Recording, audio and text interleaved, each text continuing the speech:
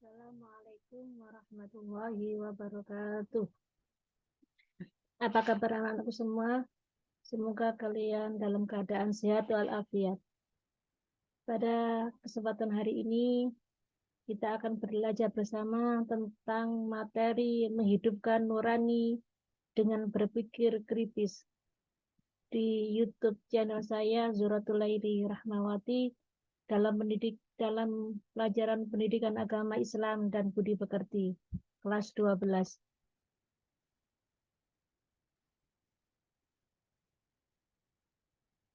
Di dalam surah Ali Imran, surah ketiga ayat 190, Allah menjelaskan, dalam penciptaan langit dan bumi dan pergantian malam dan siang mengandung tanda-tanda kebesaran Allah.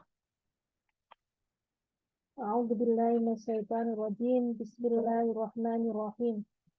Inna fi khalqis samawati wal ardi wa ikhtilafil laili wan nahari laayatin liulil albab.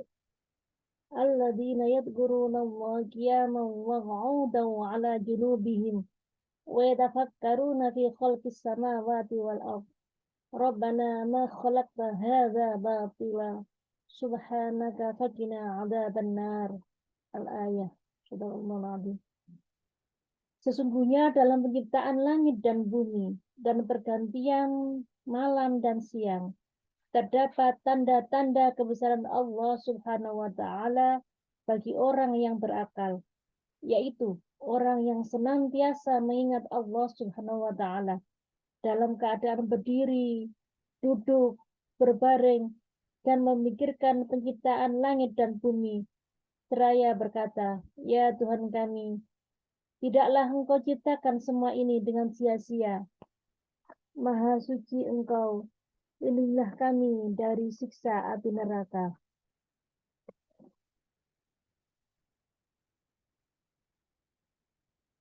Dari ayat tersebut, maka orang yang berakal disebutkan dalam Al-Quran ayat yang ke-191 adalah orang yang senantiasa mengingat Allah dalam segala keadaan. Tidak ada satupun ciptaan Allah SWT yang sia-sia. Semuanya mengandung makna, manfaat, dan pelajaran berharga bagi orang yang mau merenungkannya. Asbabun nuzul surat ini adalah dari At-Tabari dan Ibnu Abi Hatim meriwayatkan dari Ibnu Abbas radhiyallahu an bahwa orang-orang Quraisy mendatangi kaum Yahudi dan bertanya, "Bukti-bukti kebenaran apa yang dibawa Musa kepadamu?" Dijawab, "Tongkatnya dan tangannya yang putih bersinar yang memandangnya." Kemudian mereka mendatangi kaum Nasrani dan menanyakan, "Bagaimana halnya dengan Isa?"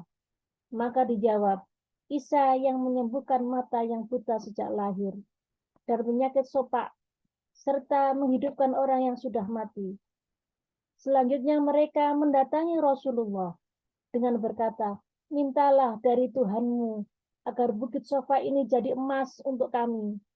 Maka Nabi berdoa dan turunlah ayat ini, surah Ali Imran ayat 190-191, yang mengajak mereka memikirkan langit dan bumi tentang kejadiannya. Hal-hal yang menakjubkan di dalamnya, seperti adanya bintang-bintang, bulan, matahari, serta peredarannya.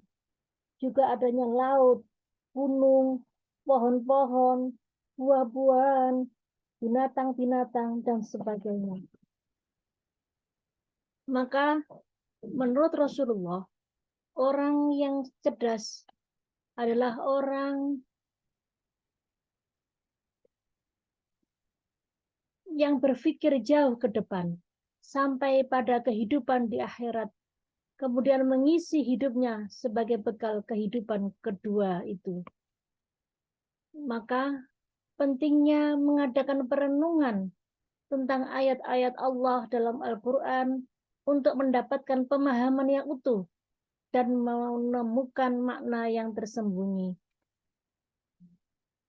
Pentingnya juga mengadakan perenungan tentang ayat-ayat kauniyah, ayat-ayat yang menerangkan tentang kejadian alam semesta untuk menginspirasi dalam mengembangkan ilmu pengetahuan dan teknologi. Penting juga untuk mengadakan penelitian terhadap fenomena alam semesta untuk mengungkap misteri-misteri yang terdapat pada aneka ragam makhluk ciptaan Allah. Kita umat Islam sehari-hari hanya membaca Al-Quran tanpa tahu isi dan maknanya. Padahal di dalam Al-Quran Allah telah menjelaskan dan memberi petunjuk kepada kita tentang segala yang ada di bumi, termasuk kejadian alam dan penciptaannya. Maka tugas kita sebagai manusia diberi oleh Allah akal untuk berpikir, akal untuk menciptakan suatu ilmu pengetahuan, akal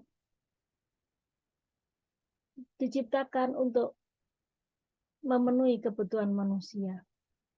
Oleh karena itu, anak-anakku, marilah kita menggunakan apa yang diberikan Allah ini dengan sebaik mungkin, agar kalian kelak dalam belajar berhasil dan menjadi orang-orang yang bermanfaat, orang-orang yang sukses, orang-orang yang bisa membanggakan keluarga dan juga bangsa serta agamanya.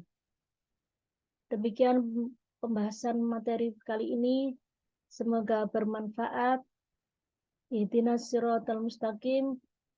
Assalamualaikum warahmatullahi wabarakatuh.